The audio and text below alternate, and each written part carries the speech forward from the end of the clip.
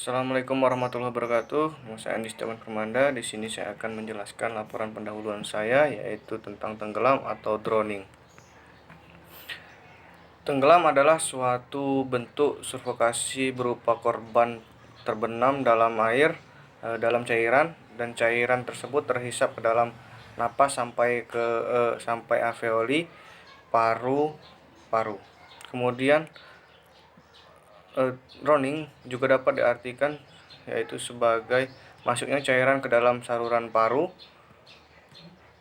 atau saluran napas yang mengakibatkan gangguan pertukaran udara di alveoli dan dapat terjadi mati lemas. Kemudian klasifikasi dapat dibagi berbagai macam, yaitu yang pertama berdasarkan kondisi paru-paru korban, yaitu terbagi menjadi typical drowning, yang mana kondisi ketika cairan ke dalam saluran pernapasan saat korban tenggelam.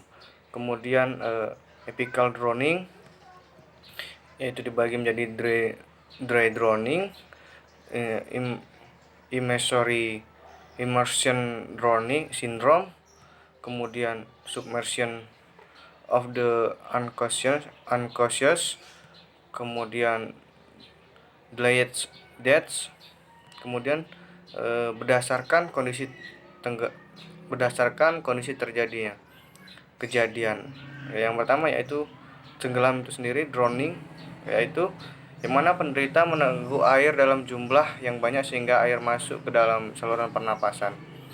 Kemudian hampir tenggelam, near drowning, yaitu kondisi korban yang masih bernapas dan membutuhkan air keluar, membatukkan air keluar.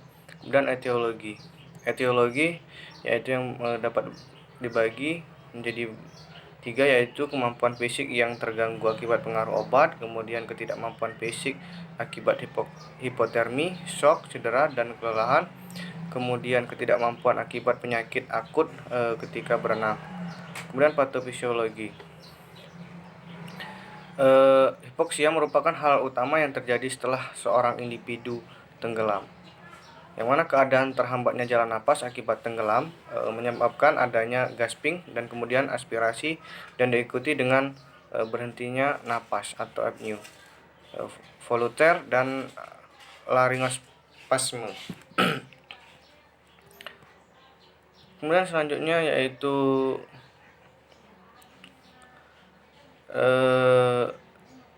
hipoksia itu sendiri merupakan salah satu akibat dari tenggelam dan merupakan faktor yang penting dalam menentukan kelangsungan hidup korban tenggelam, yaitu karena ventilasi, perfusi, dan oksigenasi yang cepat membutuhkan untuk meningkatkan tingkat survikal korban. Tentunya pathway, yaitu terjadi yang pertama terpleset, kemudian kemampuan berenang buruk, kemudian terjadilah tenggelam atau drowning, yaitu kemudian penanganan terlambat sehingga terjadi aspirasi air dan air danau atau air tawar, kemudian cairan hipotonis masuk membran alveoli, kemudian cairan hipotonis, kemudian ketidakseimbangan elektrolit mengakibatkan terjadinya hipervolemia, kemudian terjadilah kerusakan membran kapiler, terjadi edema pulmonal, sehingga terjadilah diagnosa kelebihan volume cairan. Selanjutnya yaitu diagnosa yang selanjutnya yaitu penanganan terlambat, terjadilah kesulitan bernapas sehingga terjadi hipoksia, kemudian terjadi hipoksemia sehingga terjadilah ARDS.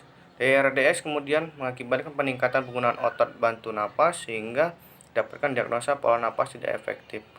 Kemudian diagnosa yang selanjutnya dari hipoksemia terjadilah abnormal ventilasi perfusi, kemudian terjadilah diagnosa gangguan perfusi jaringan. Dari hipoksia kemudian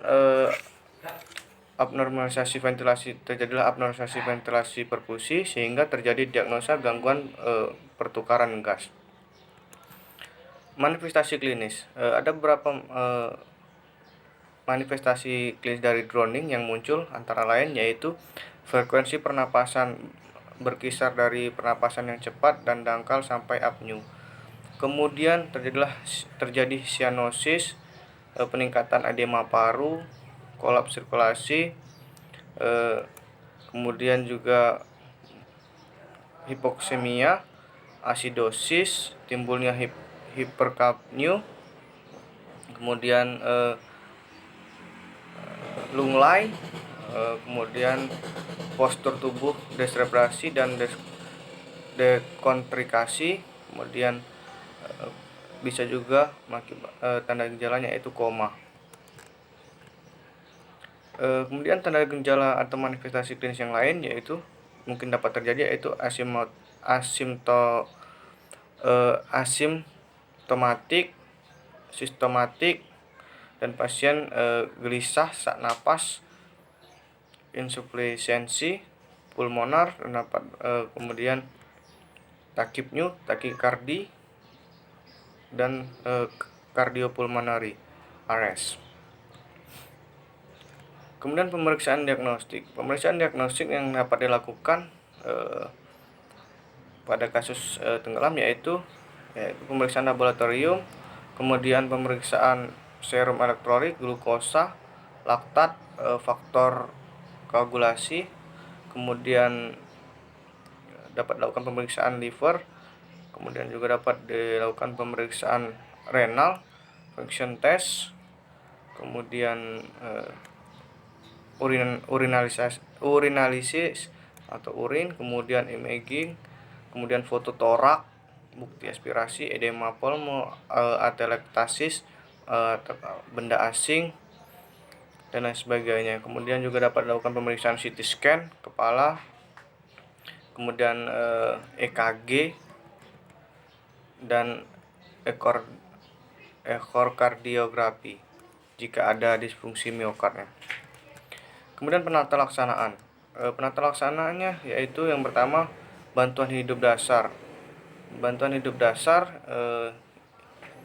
yaitu dilakukan penilaian yang pertama yaitu look, yaitu melihat adanya pergerakan dada, kemudian listen yaitu mendengarkan suara napas, kemudian feel yaitu merasakan apakah ada hembusan napas atau tidak. Kemudian bantuan hidup lanjut yaitu dilakukan perawatan pre-hospital. Perawatan pre-hospital yaitu difokuskan pada airway, breathing, circulation, dan pasien harus dipindahkan dari airway secepatnya. Namun penyelamatan pernapasan dapat dimulai pada waktu masih berada di air. Kemudian yaitu perawatan di unit gawat darurat. Perawatan di unit gawat darurat yaitu harus dilakukan pengkajian secara ulang mengetahui adanya tanda-tanda trauma seperti spinal, trauma dada, dan trauma abdomen. Kemudian selanjutnya yaitu pakaian yang basah harus dilepas, dengan hipotermia harus dihangatkan dengan menggunakan berbagai cara. Kemudian selanjutnya yaitu oximetri nadi dan EKG digunakan untuk mendeteksi hipoksia dan aritma jantung.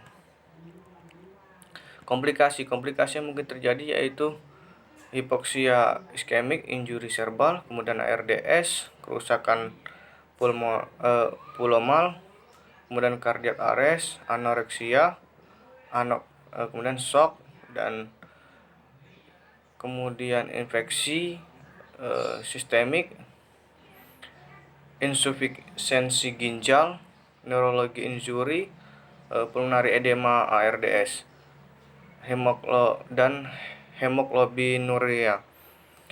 Selanjutnya yaitu asuhan keperawatan teoritis. Yang pertama yaitu pengkajian dilakukan. Yang pertama identifikasi klien meliputi nama, umur, jenis kelamin, pekerjaan, alamat, dan lain sebagainya. Kemudian keluhan utama, kajian dirasakan klien saat itu. Kemudian penyakit sekarang, bagaimana awal mula klien dibawa ke pelayanan kesehatan sampai muncul keluhan dirasakan klien. Kemudian riwayat penyakit dahulu. Selanjutnya yaitu primary survey. Primary survey yang pertama yaitu airway, breathing, circulation, disability, dan exposure. Kemudian pengkajian fisik. Dilihat apakah pasien tampak lemah, pucat, sesak, dan kesulitan bernapas. Kemudian diagnosa perawatan yang mungkin muncul yaitu gangguan pertukaran gas, bersihan jalan napas tidak efektif, kemudian perubahan perfusi jaringan otak, pola napas tidak efektif, penurunan curah jantung, kelebihan volume cairan, resiko tinggi cedera, dan perubahan nutrisi kurang dari kebutuhan tubuh. Kemudian selanjutnya intervensi. Yang pertama yaitu buat dan pertahankan jalan napas yang paten. Hisap dan jalan napas seperlunya. Pasang selang nasogastrik untuk mencegah aspirasi muntah. Selanjutnya yaitu pantau dan catat respon anak terhadap terapi oksigen, seperti lakukan pengkajian pernapasan, kemudian pantau menggunakan ventilator dan alat respirasi lainnya. Pantau tekanan vena dan kemudian selanjutnya pantau dan catat tingkat fungsi neurologik, yaitu lakukan pengkajian neurologik, observasi dan catat tanda-tanda TIK, letargi, peningkatan tekanan darah, penurunan frekuensi napas, peningkatan denyut apex pupil, dan dilaktasi. Untuk selanjutnya itu pantau dan pertahankan keseimbangan cairan, catat asupan dan saluran, kemudian jaga kepatenan dan lakukan perawatan kateter, kemudian pertahankan restriksi cairan dengan adanya edema cerebri.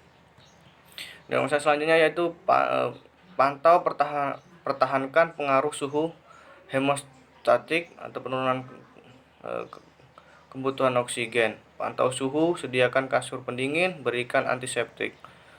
Kemudian intervensi selanjutnya berikan dan pertahankan asupan nutrisi yang adekuat. Kaji kemampuan pasien untuk mendapatkan asupan nutrisi, kemudian kaji kapasitas mentolerir makanan melalui selang, kemudian naikkan jumlah dan jenis asupan nutrisi. Selanjutnya observasi dan catat tanda-tanda komplikasi seperti pantau respon terhadap tata cara terapi fisik, kemudian pantau respon terapeutik dan efek samping dari penggunaan obat. Baiklah, mungkin hanya sekian yang dapat saya jelaskan mengenai LP saya. Kurang dan lebih saya mohon maaf. Saya akhiri. Wassalamualaikum warahmatullahi wabarakatuh.